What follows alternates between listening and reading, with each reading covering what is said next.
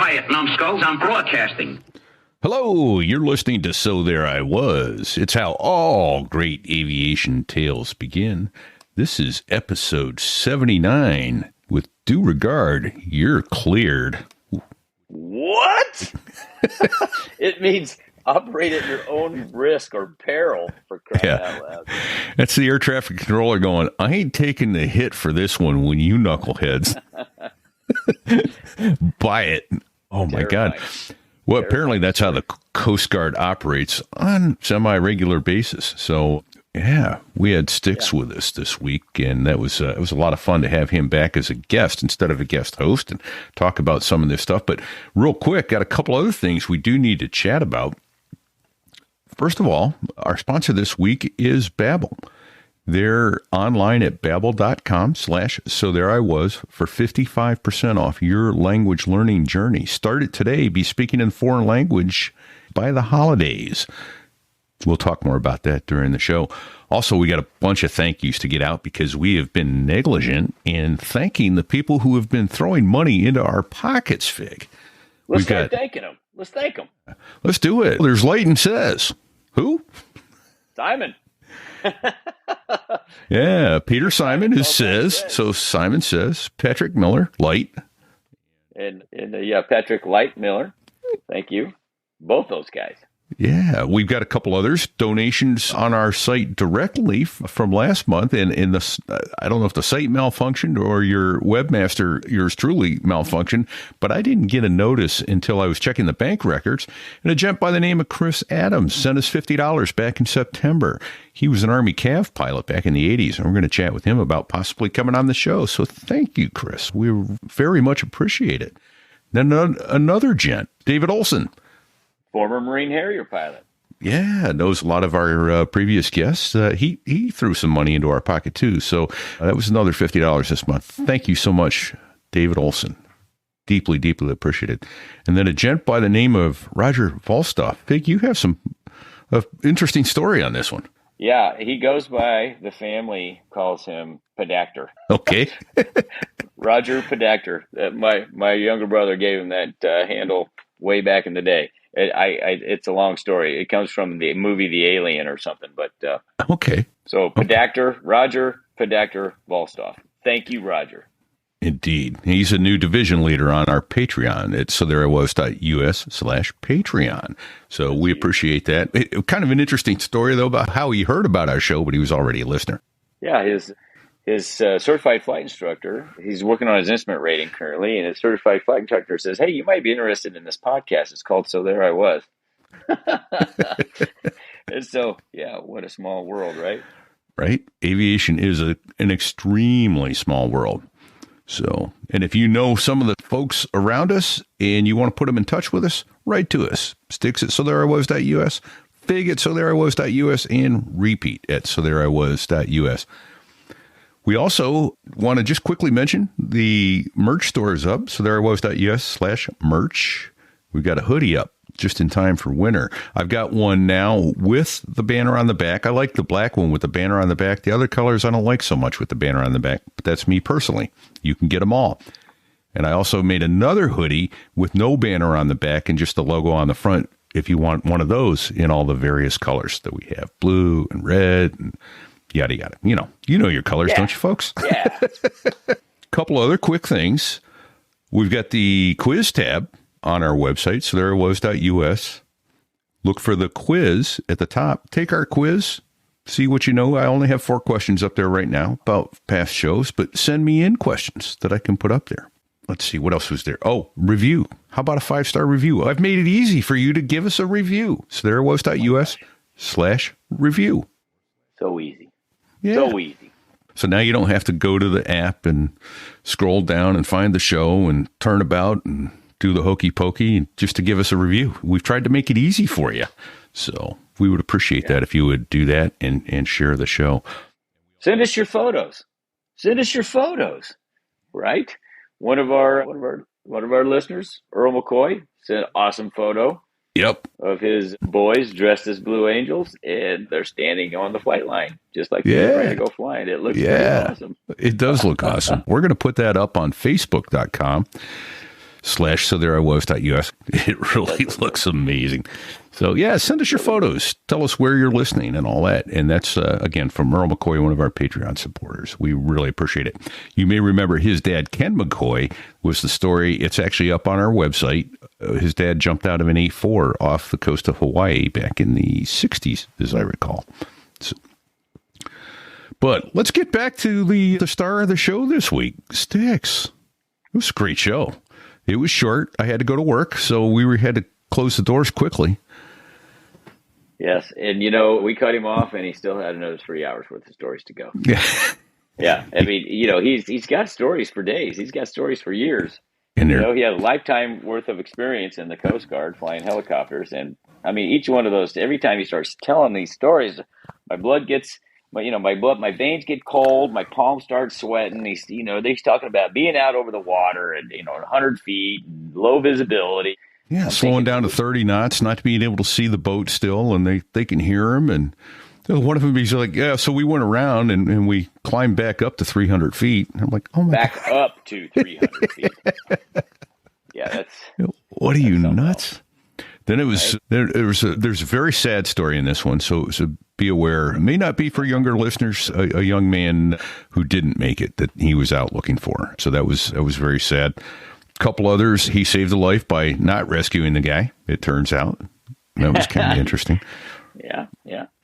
And then the Amphicar rescue out of the Schuylkill River. Right. Which is very amusing. I never even thought about some of this shit happening in real life, and it does, and it happened to him, so holy cow. Right. It's nuts. And then there's an amusing story at the end. We almost entitled this show Hold the Antlers. You're going to have to go listen to the show to figure out why. But let me tell you. Let's leave it at that. Yeah. Comes along with Don't Sit on the Collective. What do you say? Yeah. Don't sit on it. Don't sit on the moves. Hold the antlers. Oh, we said too much. We've said too much already. We have. So let's get out of the way. Here comes Styx. Enjoy. Who did that. Thanks a lot. We really appreciated that. I'm just kidding. No, I'm not.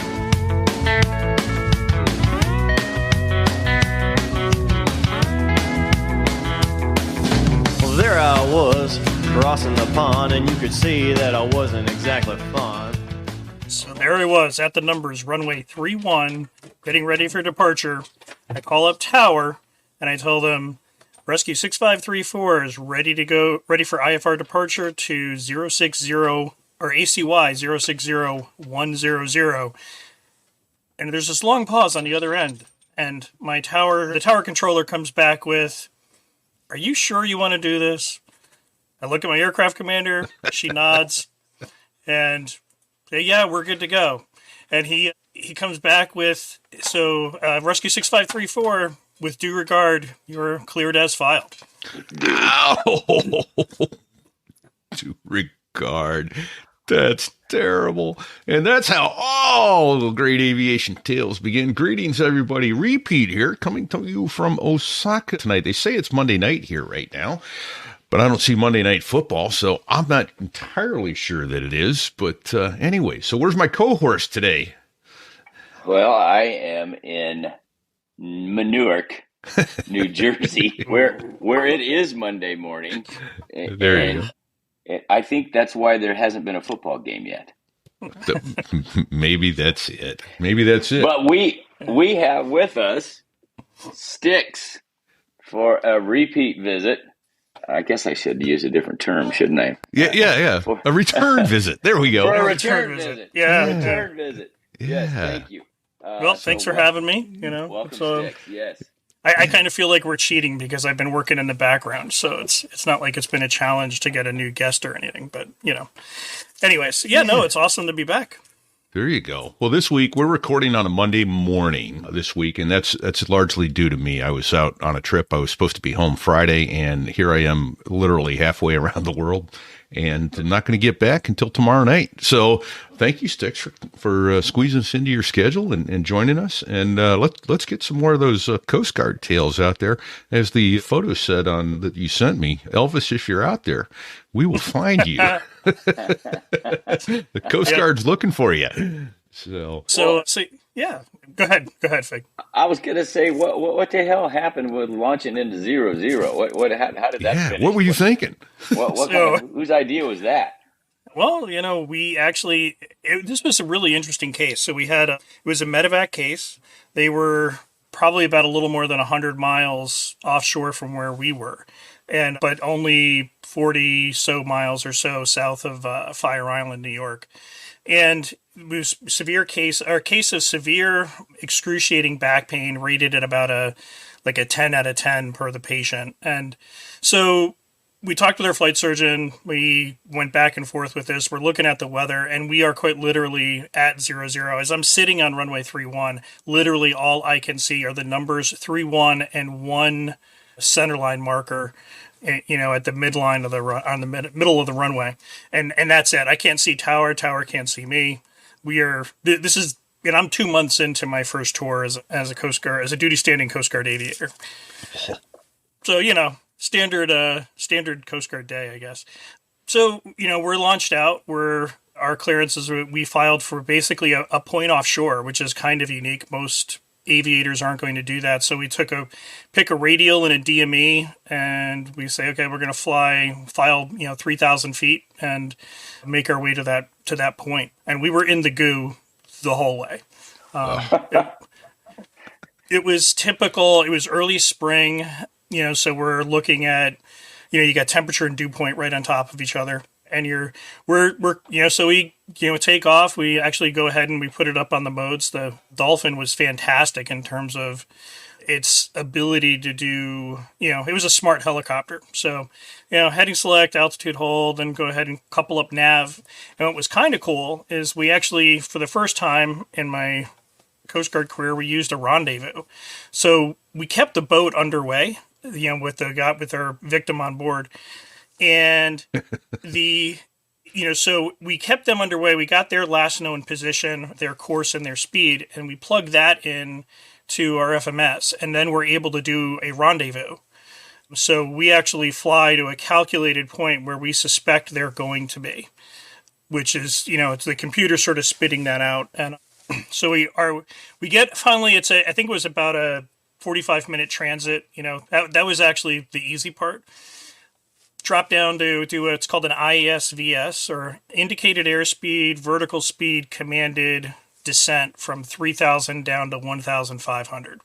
So now we're getting down over the water. We're still about a couple miles out. Tell me the weather's better out over the water. Oh, no. We're still... You're in the clag the whole way then. Oh, absolutely. Yeah, no, I'm not going to spoil it, but yeah, no, I got to walk you through the rest of this because it's not getting any better. No, spoiler alert. He survived. He's here. Yeah, I'm still here. Yeah, I came back. So, we continue with this letdown. We get down to about 300 feet over the water, and that's sort of our working altitude where, now we're talking about, okay, now what approach? We have a couple of different types of approaches that we can do to the water. First is we can do an IASVS letdown or continue that down to 50 feet, which is just a commanded descent and command back, we can set in 50 feet or 50 knots on airspeed. So we decided that that's going to be our first attempt. So we're still following the track of the boat and where we're suspecting it's going to be. We're, making our descent somewhere around 75 to 100 feet per minute. And, we get down to where they should be, and we don't even see a wake from the boat.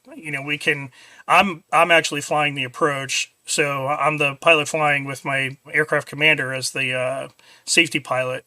And we basically don't break out. So yeah. Now whose job is it? You're pilot flying, so you're on the instruments and the safety pilot's looking out, or vice versa. Yep. No, I'm on the instruments. I'm flying. Okay. My aircraft commander is working the radios, working. Also got the radar up. We can see the boat on the radar, but we're not. We still can't see them. So it should be. We decide. It should be there. We didn't even see a wake. That was the thing that had us most concerned.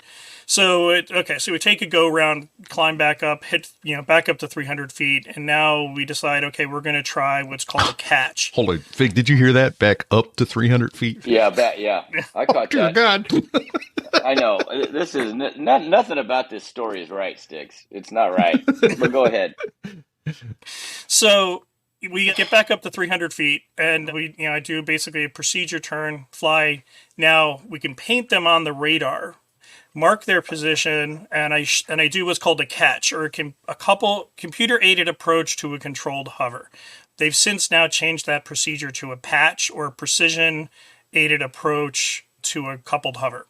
So that's where basically we let the helicopter fly a procedure down, and it brings us into like a 50-foot hover over our target. So fly over the boat, we mark its position, come back around. We're now, it's sort of like a standard, almost like you're doing an NDB approach. So 30 degrees off of, as I fly over the point that I want to land at, 30 degrees to the right of, where I'm going to be intending to land. And I'm going to fly that leg down to 3 minutes, start a procedure turn coming down to 150 feet on my final approach course. And then about a mile and a half before the gate, we start flying through some gates where we come through, we're basically flying it at like 80 knots, we're down to 70 and 140, 60 and 120, 50 and 100, so the point where we get down pretty much into like almost like an air taxi at 50 feet, 30 knots, and we still don't find the boat. So back around one more time, and on this time we actually decide, okay, for some reason we didn't think George or the flight management system was doing what it was supposed to do. George is the autopilot. George is our autopilot. We refer to him lovingly as George, and George is always trying to kill us. And that's pretty much how you fly. So now we're going to do almost the exact same thing, but we're going to fly it manually this time. So I take guidance from the computer, so I still am using the FMS, which gives me some command bars that I can follow. Flight management system. Yep. And what we were able to do was just we managed this time to pick up the wake. And so as we follow the wake in, we're following the wake in, it seemed like forever. And then I hear my aircraft commander, and I'm totally focused on the instruments. I'm at 50 feet and 30 knots. And all of a sudden she goes, target acquired, I have the control. So I was like, oh, thank God. So now all I have to do is be the safety pilot. And so we get over the boat, and now we brief up our survivor or the crew, and we say, okay, this is what we're going to be doing. We're going to be, setting you up on this course, and I think we set them up on like a northeasterly course. Okay, let me ask a couple quick questions first. So you talked about NDB approach, non-directional beacon. What were you using as the point? The boat wasn't broadcasting anything, so right, it wasn't broadcasting anything, but what we're using is the rendezvous, that point that's calculated from by the the computer. Okay, yeah. Right. Gotcha. Okay, So and have you established radio contact with the boat yet at this point? Yes. Yeah. Okay. But when we first got on scene and got overhead, they could hear us. Yeah. Well, that was my question. Yeah. Could they hear? Keep it coming. You sound good. You're jingling again. No. Okay. No. Keep it coming. You sound good. You'll be fine. Don't hit us. Yeah. No. It's always like it's just one of those things. We don't even really think twice about it. But yeah, it took us 3 attempts to get down to the water. And so now we're going to brief the boat up. We're going to tell them, hey, this is what we're doing. We're going to, be putting our swimmer down. He'll make an assessment. And, we're actually now also in contact with Station Fire Island. So I'm talking with the boat. I'm managing what's going on, or monitoring what's going on in the helicopter. And then I'm also listening to Station Fire Island as well as Sector. And because our flight mech is now getting ready to do a hoist, I'm now taking the radio guard. So I'm managing like 4 or 5 radios, plus managing the trying to make sure we stay out of the water. Okay, I got to stop you. I got a couple questions before you go on. Is this a Coast Guard boat that this victim is on? No, this is a commercial fishing boat. But we're getting ready to rendezvous with a Coast Guard boat. Got it. Thank you. So all sorts of different things going on at the same time. It's sort of like spitting plates is the best way to describe it. So So anyways, we finally go through all of our checks and our procedures. We go ahead and we put our swimmer down. Fortunately, sea states really were not that bad, which is why it was kind of so foggy. If we had more wind, we might have, been able to have better visibility. So getting up on the port quarter of the boat, swimmer goes down. We do what's called a trail line deployment of the rescue swimmer. So rope gets, basically dangled down below the helicopter with a weight bag on it. We drop that down onto the port quarter of the boat, and we're actually at about a 35 or 50 foot, anywhere between 35 to 50 foot hover. Usually for a fishing boat, we're probably closer to 50 feet because there's all sorts of rigging and stuff to contend with. That trail line is then attached to the rescue swimmer. You boom the swimmer out, and then they're pulling on that trail line to help guide the swimmer into the boat. And that gives us the ability to stand off just a little bit from the boat so that we can keep better visual. And it works out really, really well. So we get the swimmer down.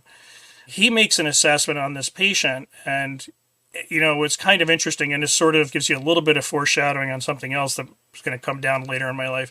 We get a radio call back from the swimmer who says, hey, Rescue 3-4, this is Rescue Swimmer 3-4.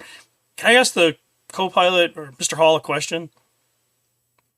This is totally now non-standard. And my aircraft commander's like, okay.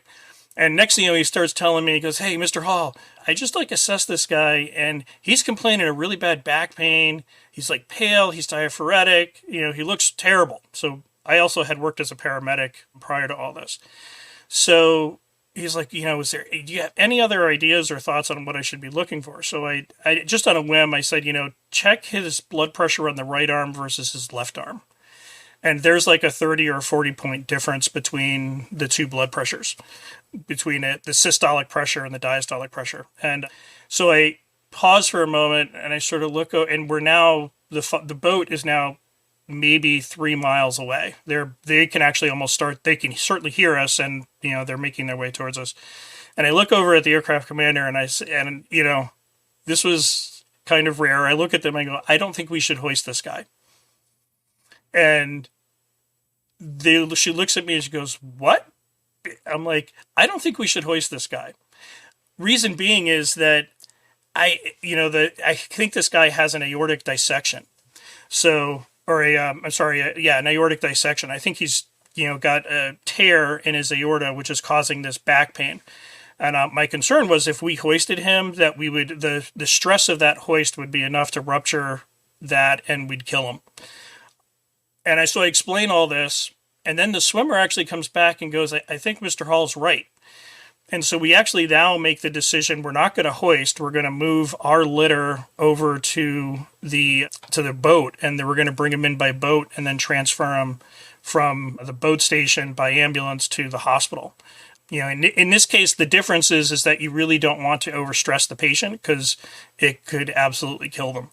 So there it was, and we decide, well, we've gone all this way to get up here to hoist this guy off the boat. We make the decision we're not going to. So we basically hover taxi behind the boat the whole way up and all the way back to Fire Island.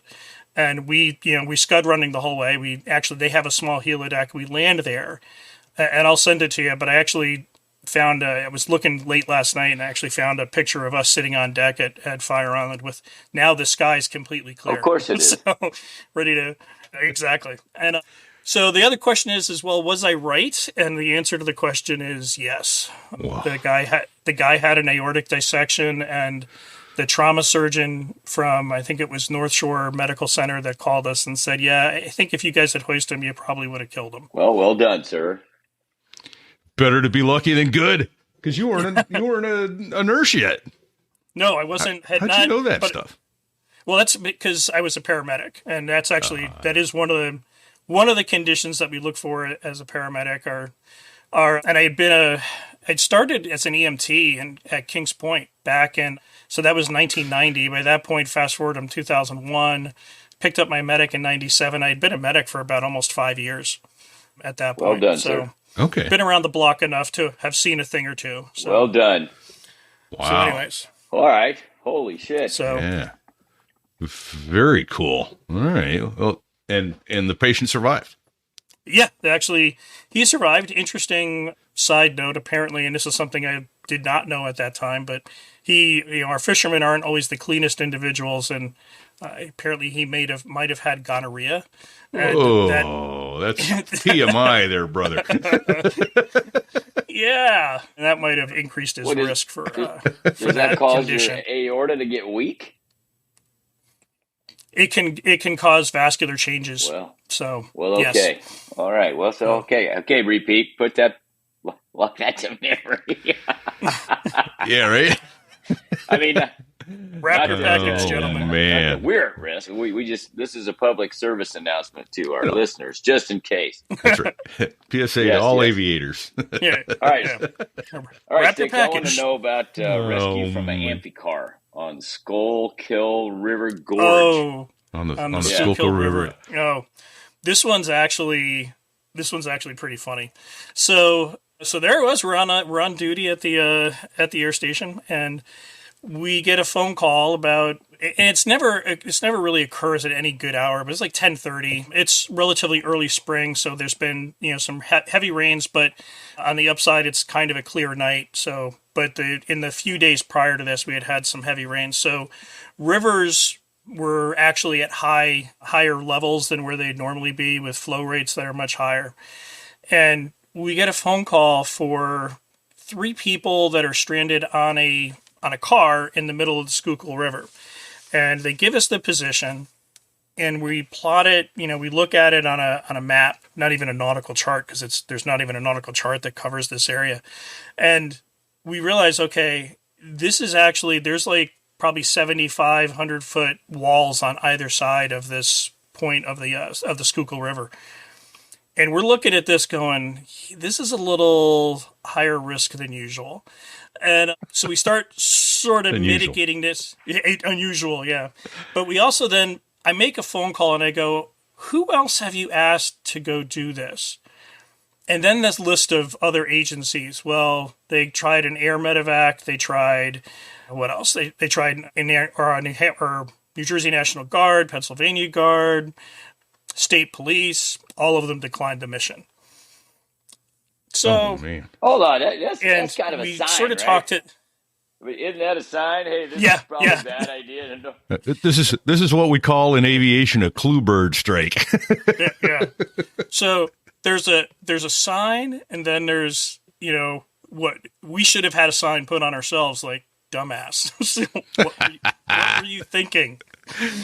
And so we decide, okay, well, we come up with a list of things that we can do to help mitigate some of those risks. And, we have NVGs, all of those other agencies don't. We're definitely going to plan it out, although we're somewhat limited because we're obviously in a gorge. We got a multi-person aircraft. The majority of those other aircraft that were involved were single pilot. We're also, very capable with hoists. They don't do a whole lot of hoists.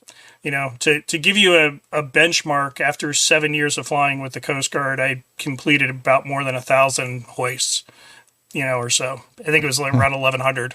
Oh, man. So.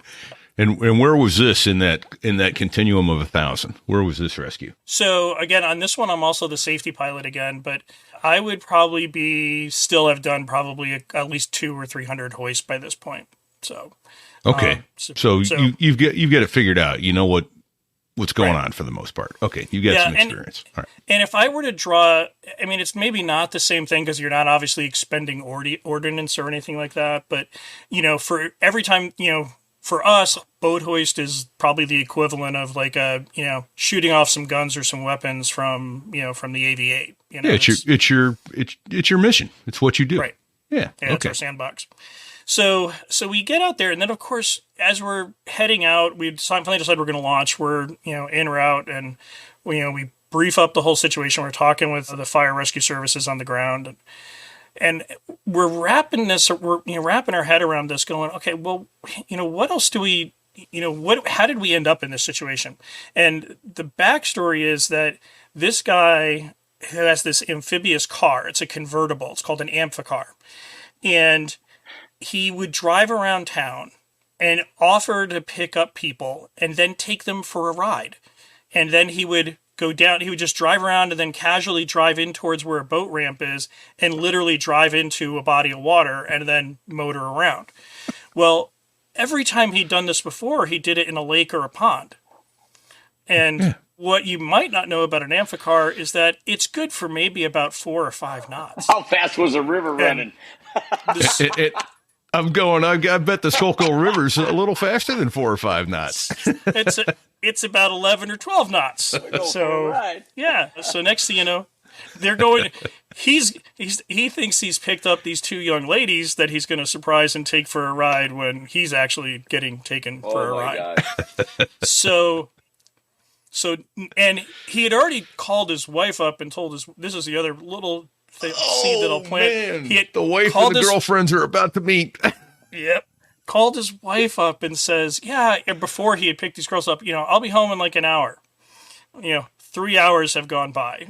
And so we get down into this gorge. And actually, one of the things we really had to deal with was some vertigo from this. And it affected everybody. And we realized as we were making our approach down into the gorge that our smacks or our strobe lights were still on.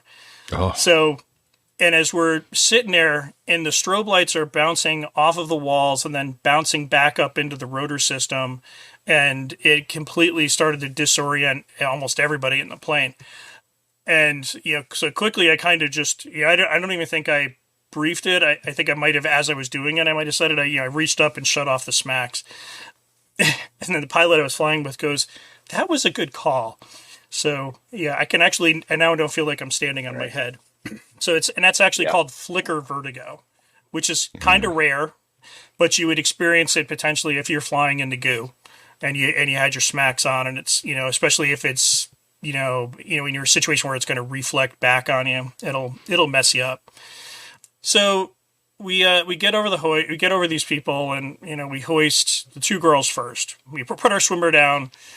We're not doing a trail line deployment this time, which was a little bit of a challenge because we're not sure that they were going to be able to know. We couldn't communicate with them what to do with the rope, so we just sort of decided that would be more of a problem than a help. So we put the swimmer down. He comes back up with the 2 young ladies, and then we go back down and we get the guy. And we bring him up, and he, so we then go over towards Northeast Philly. What they do with the car, we're like, well, that's your problem, not mine. We head up towards Northeast Philly. We drop these people off, and our op center did a good solid and actually managed to get a hold of the girls' parents so that they could get picked up. And then the guy calls us, as he's getting out of the helicopter, he looks at us and he's like, "Do you guys think you could give me a ride back towards," he wanted us to give him a ride back towards, South Jersey. No. We're like, "Yeah, nobody." It's like, "I'm afraid you're on your own." And, and too bad for you. And you're going to have to deal with your wife because I don't think she wants to pick you up either. All right. Hey, what time of day was this? So the initial request came in at 10. The planning that we had, by the time we had sort of done our risk management approach to this, we were probably launching at about 10:50 or so, outside of the PM? B30 PM? window. So we're talking. PM. This okay. is at night. Right. Yeah. Oh, yeah. All right. That's good times. Yeah. That's because we were trying to avoid, we had NVGs, the other agencies didn't, and so that's sort of how we ended up doing that case, and why I think that got dumped in our lap. So how long does the risk management generally take when you get or the risk assessment, I should say, when you get a call in? Sometimes longer than others, I guess, but. So this one was obviously, we claimed an exception to this because it's an inland SAR case. And there's more things for us to consider and to have to plan for. In a typical situation, we would, if we're going offshore, that risk management process may take place while we're en route. And we'll talk about, okay, what are we going to do to reduce this risk? What are we going to do to fix that? And that's sort of where that comes into play. And, we'll set, hard bingos or, sometimes what I like to do is as an aircraft commander, I'd set a window. It'd be a go, no-go point. Do we have the winds? Do we have the weather? Do we have enough information? Because a lot of times, as you're flying one of these cases, your situational awareness is building up as you go along. And, because you're getting more information and how things are going to go and stuff like that. Sure. So. Okay. All right. Well, I wouldn't worry that. So you've got we've got some notes here about some things we wanted to talk about, and what I'd like to do is talk about you have 3 simultaneous. Oh, you know what? Let's do it this way. You've got one that's really kind of it's actually a sad ending, actually. So I hate to do this, but let's talk about that one. Then we'll break for a quick ad for our sponsor. And then we'll come back and talk about the one where you had a really good outcome. So if you could chat with us about this is a heartbreaker. I know you had a Boy Scout out on a whale watching trip, wasn't it? Yep. Yeah. So it's early spring again at Air Station Atlantic City. This is actually shortly after I became an aircraft commander. So I'm on the first go, our first due, and SAR alarm goes off for what's called a PIW, or person in the water. And so and then immediately after that, normally that would just be the pipe, and we're putting the announcement, and then we're pulling helicopters out, they're fueling it, I'm getting changed into my gear. And we almost never really announced information about what the specifics were the case were, but that's because they don't want you to make your go, no-go decision on that, Well, that right? makes sense. Right. Okay. But they also want you more just focused on getting yourself ready to go, and I'm going to go to the operations center anyways to get the briefing. But the next thing that I hear over the 1MC is that it's a 14-year-old boy in the water, and it's off of a whale watching boat. I get down to the operations center, get the briefing. Find out basically, Scout is on the boat and he fell off near the bow and he's in the water. One person had from the boat tried to jump into the water to recover him. And in the process, they could not stay in the water that long because it was so cold. The field at that point, I took a quick peek at the weather. It didn't look that bad. We were maybe 1,100 foot ceiling overcast with maybe 3/4 to about a mile of visibility. It's special VFR, but I can definitely do it. And then, I end up making the call that I'm going to, we're going to launch out, and we're going to try and we have a special VFR route that we fly coming out of Atlantic City. So basically pick up the numbers runway 31, then you're going to make a heading to this, sort of on a southeasterly heading. You're going to be out over the water. You pick up the Atlantic City Expressway, follow the Atlantic City Expressway out until your feet wet, and then you're going to follow the contour of the expressway to get down to, until you can get actual, out over the ocean and out through Atlantic City Inlet. So what happens is I get out about the field perimeter, and all of a sudden the ceilings are coming down. And I'm now down to like maybe 700 foot ceilings and less than a half mile of viz. I'm down to 500 foot, 300 foot. I'm actually at 250 feet and probably less than a quarter mile of viz. And so I'm now realizing I'm painting myself very quickly into a corner and I can't get out. So I managed to make sight, and I think it was either of a cell phone tower or maybe a light stanchion over the expressway. I'm not quite sure. And I quite literally do like this 360 degree turn, quite literally keeping it right off the right wing of the aircraft, or the beam of the aircraft. So basically do a 180, come back around, get back, follow the same way that it came back in. And what was surprising going back was it didn't look like it was getting much better. So I was like, oh shit. So we get back. I actually managed to get it back on deck. And then while I was doing that, my co-pilot was already talking to tower to basically get an IFR pickup. So basically, we came back in over the numbers runway 31. I don't even think we touched down. I was at like maybe 25 feet. And they handed us our IFR clearance just as we got to the numbers. So now, we're climbing up to runway heading and going to head up to 3,000 feet and then make our way basically down towards Cape May. So we're heading down to Cape May Wildwood. we end up shooting the ILS, or the instrument landing approach, into Cape May, and that actually brings you out over the water. And then you're approaching the airport, from the Del Bay. And so as we were coming in on the ILS, I think we got down to about 800 feet or so. When we started to break out, we could see the water, the shoreline. So break off the approach, make our way over towards where the whale watching boat is, and start doing our search. And that's how far off the coast was this boat? So they were, I'm going to say, about 23, 24 miles off. They were, sort of almost in the middle, like halfway between the northern point and the southern point of the Del Bay. Okay. So I don't know if you've ever transited the Delaware Bay Ferry, but it's an interesting experience. So we're down there, and we start off with our first search because we have a relatively high area of probability where this victim is.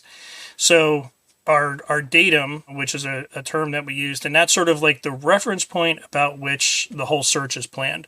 Okay. So we've got a pretty highly accurate datum. So we start off with what's called a Victor Sierra search, and the Victor Sierra search it's almost looks like three triangles with the points of each triangle coming in right at the middle. And that, and what you're actually doing is you're going to fly a base course, typically into the wind, and then you're going to fly 3-minute legs. And you're going to make a turn 120 degrees, and you're going to fly another 3-minute leg, and then you're going to make another 120-degree turn to fly back towards datum. And then you're going to fly through on that course. You'll make another right turn, 120 degrees, and then fly that 3 minutes, and then fly back towards datum, fly through datum, back outbound for another 3-minute legs. And then once you've completed that, you rotate it by 30 degrees and you repeat the process over again. The whole reason of flying a Victor Sierra search like this, or a vector search, is that you have a high area of high probability of detection. This is where you're most likely going to find your target. And so you want to saturate datum as best you can with as many passes as you can. And we're typically, in this case, I think we flew that pattern at probably 300 feet. And then, so after about 3 or 4 different iterations of the Victor Sierra search, we then got tasking from our operations center that we were going to do a creeping line search, was the next type of search that we were tasked with. That sort of sets us up downwind from where the helicopter, where the person went in, and also, actually, I'm not going to say downwind, but more set and drift, because it's going to be a combination of both wind and water that are going to be acting on our search target. Okay. So our search planners are constantly making adjustments for movement in our search target. So as time goes by, the area of focus for our search shifts, and it's constantly moving, and we adjust according to that. So now we're set up downwind, and we're doing relatively short legs. I think we were doing 3 or 4 mile legs, but the overall search of what we were doing was, so we're doing like 3 mile legs with like a 12 mile, working our way in 12 miles.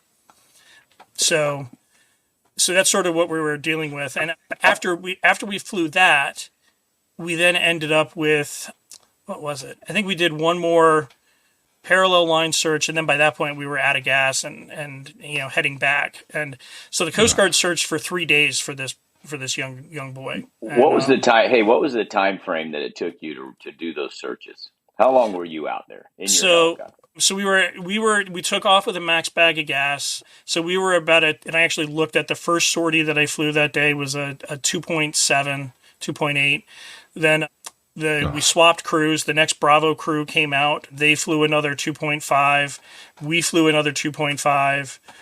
We swapped one more time. We flew a 2.8 or a 2.9, which left us with just like I ended my, or I didn't end that day, but my last sortie on that day left me with 7.8 hours. So it was 0.2 hours from becoming a pumpkin. Yeah, and he had. Oh, go ahead. Yeah, which in reality means I can actually go out and fly one more sortie. Okay. And And that's how we would sort of, if we were getting close to becoming a pumpkin, which our maximum duty day or flight time, if I think I'm recalling it right, I think it's 8 hours. So, and to be very honest, like being in a helicopter for 8 hours is fatiguing. It's very tiring. Yeah. Well, yeah, because the damn thing's beating you up the whole time, Dick. Right. Yeah. Exactly. Well, So by the time you got out even to his location, his chances of being alive due to the temperature were pretty low, and probably his chances were zero by the end of your first sortie. It was now just a recovery mission, vice rescue, right? Yeah, it very much was a. That's heartbreaking. Yeah, and I'll be honest with you, and this is sort of where, in my years in the Coast Guard, especially when I was flying, I made a routine. It wasn't a routine, but when we brought somebody back, I would talk to them. I would ask them questions, and and to find out, like, okay, well, what went right, what didn't go right, and every single one of them to a T said, what was exactly, I'm thinking this through. So, like, we flew over them or flew near them at least 4 or 5 times before we actually ever located them. Wow. And that became such a common theme that I decided I didn't really want to ask those questions anymore. Yeah. Oh, there you go. Yeah, right. Because how many did not bring back that you went right by them, right? Yeah. And that's hard to process, and it was one of the things that in all honesty actually had a much greater effect on me than I ever thought it would. Okay. All right. And it's tough, Yeah. So. Well, let's take a quick minute to thank our sponsors. Come back. We got a couple more upbeat stories, and unfortunately, we have to make this a pretty short show, folks, because I've got to go to work. Damn it! Did you know that learning a new language affects more than just your vocabulary? It actually impacts areas of the brain that have nothing to do with language, like visual spatial span. That's important to us pilots.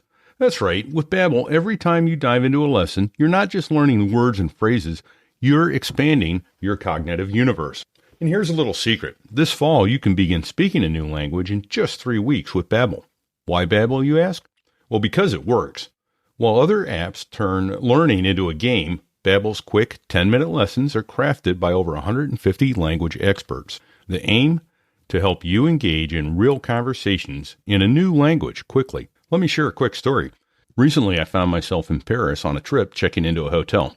And as a member of their points program, I get a complimentary breakfast, and I can also invite a guest to go to breakfast with me. Well, the clerk was just about to write my voucher when, out of the blue, I said, "J'aimerais que mon ami prenne le petit déjeuner avec moi, s'il vous plaît." That's right. I effortlessly asked for my friend to be able to join me for breakfast, and the clerk wrote out the ticket for both of us without batting an eye. Thanks, Babbel. Universities like Yale and Michigan State have conducted studies, and guess what? They continue to show that Babbel simply stands out. For instance, 15 hours on Babbel is akin to a whole semester of language lessons at college. Plus, with over 10 million subscriptions sold, it's evident that Babbel offers real language learning for real conversations. So are you ready to embark on your language journey? Here's a special limited-time deal for our listeners to get you started right now. Get 55% off your Babbel subscription, but only for our listeners at babbel.com/sothereiwas. Again, that's 55% off at babbel.com/sothereiwas, spelled BABBEL.com/sothereiwas. And remember, rules and restrictions may apply. Happy learning.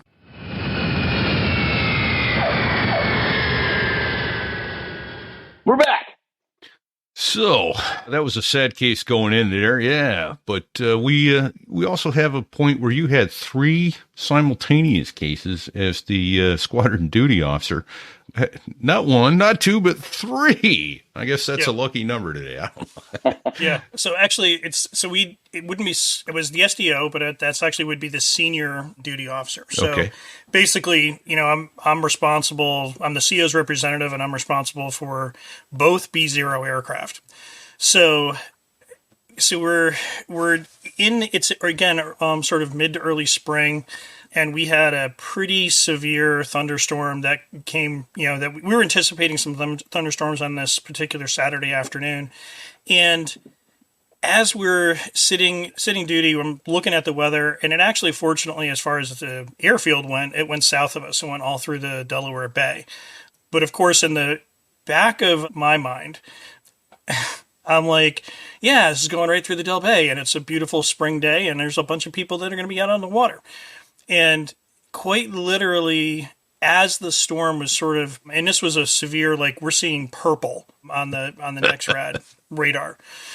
And there were one or two spots where I'm pretty certain if I were, I don't think I was imagining it, but it seemed like there were some hook echoes in there as well. So some of the weather conditions that were getting reported to us back from that area were like, 40, 50 mile an hour winds, like wind gusts, and just, heavy torrential downpouring rain. So I'm watching this blow through the Del Bay, and then all of a sudden, you start listening, you're hearing in the ComSend, you're hearing, Mayday is starting to roll in. And we had ended up with 3 simultaneous cases going on effectively at the same time. In fact, they were getting into distress to the point when they were making their Mayday calls, they're stepping on each other in the process of trying to do it. So, me first. Exactly. And, we actually did have one boat where they said they had taken on so much water, they were about ready to capsize and they were abandoning. We had another boat that said they were completely disabled and being pushed. They were concerned they were getting pushed onto the shore or getting pushed out of the bay, actually, I think is what they had alluded to. And then we had one where we got an initial Mayday from them. We called them back and then we heard nothing more. So, and we didn't have a position with them to work with. So we get a small boat going out of Cape May, and I launch our first B-0 aircraft out. And I actually am staying back behind because I'm going to fly the next sortie because I'm certain there's going to be another one. First crew gets down there. They go after the people where they knew their boat was going to overturn. They had 2 PIW. That boat actually had completely swamped, but one guy was managing to hold on to, I think, like a seat cushion, and the other one was holding on to a cooler. So the helicopter... Stay close to the beer, folks. Exactly. Yeah. If I'm going to abandon ship, I'm abandoning with my beer. So the boat station actually picked up the guy, I believe, who had the seat cushion. The air station the helicopter got the guy who had the cooler. I don't think he brought the cooler back up with him. But I do have an interesting side story on something that I did bring back that I wasn't expecting to. And anyways, the helicopter then goes over, hoists the other guy off of the Coast Guard boat. They take them over to Cape May, New Jersey, because they're both pretty hypothermic at this point. Now, that helicopter's after they had picked up their first 2, I made the decision, okay, we're going to launch the second B-0 helicopter, which is me. So now I'm out looking for, our primary search target at this point is the boat that became disabled. So, and one of the things that when we do these search patterns, so we have, a couple of different types of search patterns, but what's also interesting to know is the track spacing between each of those legs. And that is predicated upon the size of the search target that we're looking for. So, for example, if I'm looking for a PIW or a person in the water, that's about the size of a basketball floating in the water. I'm going to be using a 0.1 track spacing, or about 600 feet between each leg. So you have to imagine that's actually insanely tight. If you plotted that on a chart or looked at it on a map, that is really, really tight track spacing. Yeah. So you can't even nav up the helicopter to do it. I always did it with heading select, and then this way I could line up on each of the waypoints and stay on each leg. But in this case, we're looking for a boat, so I've actually got 1/4 mile track spacing, so it's a little bit better, and I know I can work through it a little bit quicker. So we get through about 3 creeping line searches, working our way up, and it's actually getting close to being dark. We're, sort of into that nautical twilight phase. I've got like a few hundred pounds of gas left, and I check in with the OPSEN, and they said, okay, well, you can RTB, refuel, and plan on, the other aircrafts getting ready to go out. So they were going to be relieving us on scene. So I check back and I say, hey, can I do like a quick shoreline search? And they said, yeah, if you got the gas, go for it. So I knew that the winds were blowing a little bit harder than what we had initially been anticipating. And so as I'm going along the shoreline search, or going along to do this shoreline search, and I'm actually a little bit further outside of our projected search area. And as I was going along, I, happened to look over, we're at 300 feet over the water. We've got actually our night sun on, and just, at the smallest little glimpse off to the left, and I'm looking out at the end of this jetty, and part of the jetty is awash with water, but I see what looks like I think is a boat. And sure enough, I, then make my way out to the end of the jetty. They're sitting on the end of the jetty with their boat up on the jetty, are 3 people sort of all clumped together. So, obviously, go ahead. Hating life. Yeah. And it was, and at this point, I'm short on gas. So I'm really short on gas. I don't have enough to make it back to, I don't think I had enough to make it back to Atlantic City, but I then reset our destination to Cape May, which then gave me an extra 10 or 15 minutes of gas to work with. So we, got all 3 back on board, and, so 3 lives saved. And it was just sort of, it was kind of weird. I don't know what told me to go and do that shoreline search, but something, I was like, I feel like we need to go and look in that area. And, wow, dumb luck, Nicely done indeed. Well done. All right, I have a question. Sure. I have a question for you, Sticks.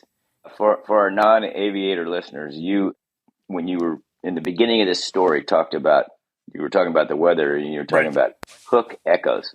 What is the significance of a hook echo? Is actually it's indicative of cyclonic movement. So typically, it's associated with a tornado.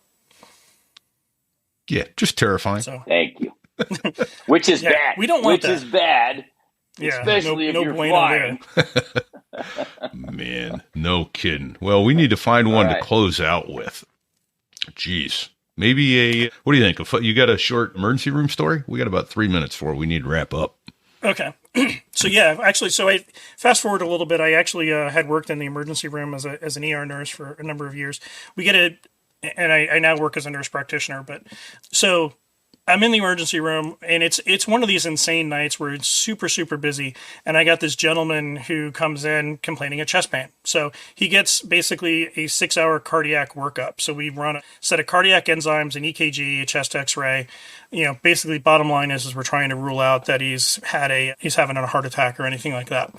So, and he's sitting there with me for almost 7.5 hours by the time it's all said and done. So I've got his discharge paperwork, and I go in to talk to him. And, his lab work is clean. His, direction's going to be, go follow up with your primary care provider. And as I'm sitting there talking to him, he goes, oh, well, by the way. Here it comes. Yeah. By the way, I have a can of mousse stuck up my butt. To which I'm like, no, you don't. And he's like, oh, no, a can of mousse? Wait, as in hair mousse, as in hair product. To hold the antlers. No. So yeah, no, I'm not. I am not shitting you at all. And he wasn't shitting me either because he couldn't shit. But and no, yeah. So and I'm like saying to myself, I'm sorry, you don't sit in an emergency room for almost 7.5 to 8 hours to then say, by the way, I have something. Sticks. He forgot. He forgot. It's an honest mistake. I overlooked this little fact. So I call his bluff. Okay. So I order an X-ray of his abdomen because I don't believe him. And so you have to understand the physician I was working with that night actually had a rather unique signature that really looked nothing more than like almost a line on a piece of paper, so that you could potentially put an order in if you needed to, and you weren't, he wasn't immediately available. So he orders, and as a registered nurse at this point, I couldn't necessarily order my own chest X-ray or my own X-rays. But in either case, this doctor with exceptional foresight and not even having laid eyeballs on the patient made the doctor ordered the X-rays. Exactly.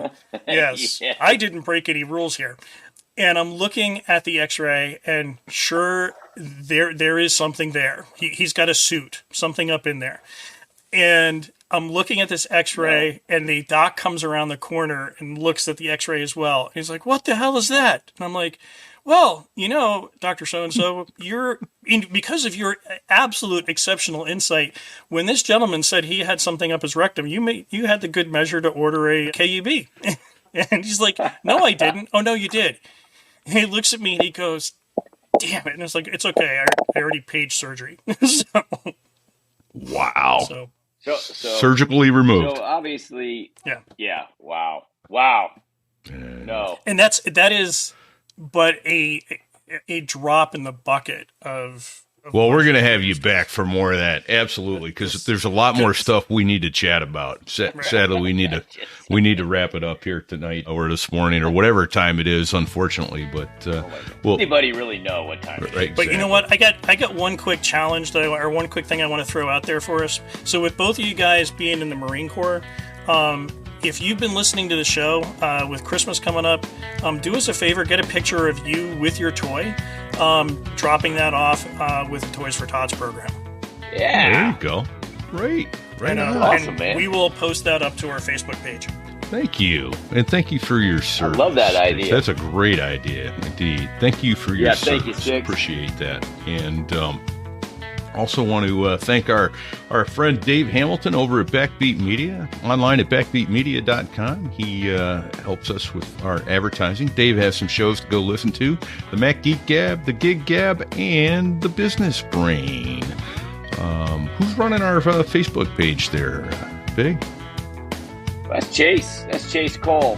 He's doing a fantastic job. I want to say job. thank you to Chase for taking care of all that for us. Indeed. And thank you, Sticks, for all your background help. And Brad Silcott over at BDSAviationPhotography.com for the use of so many images. He puts a lot of them on our Facebook page at facebook.com/SoThereIWas.us. Go look for it there in our group, So There I Was. Got a new page up this week. If you go to SoThereIWas.us/rate or /review, your choice. Remember one of those two words after the slash. You can give us a 5-star review. Not 4, not 3, but 5. Make it so. 5, baby. Yeah. 5. Yeah. Send us pictures of where you listen to the show. And more importantly than anything else, share the show. Share the show. You got to go do it. Share the show. We got Share the show. Yeah, and we got a couple of folks that we'll get them in the intro as well. But I want to say here, thank you on the outro. Thank you to Patrick Miller and Peter Simon. We talked about them last week. We didn't get them in the intro. We'll get them in the intro. Also, thank you to Chris Adams, who sent us some money back in September, and I just found it this week. So humble apologies for that. He was an Air Cav pilot back in the 80s, and we're going to chat with him a little bit, I think, soon. And also, thank you, Chris.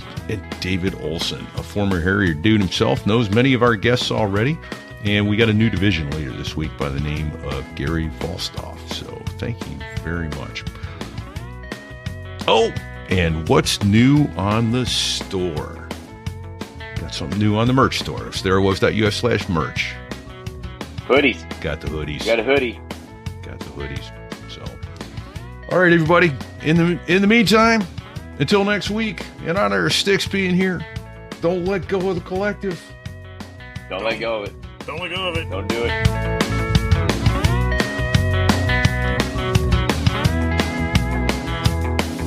Well, there I was, crossing the pond, and you could see that I wasn't exactly fond of all the shit I was wearing on that day. Now an F-16 is cramped enough, but it's even worse with all that stuff supposed to save your life. But we knew there was no way. When you're going down the North Atlantic, man, it's over. Oh, man. What do you say?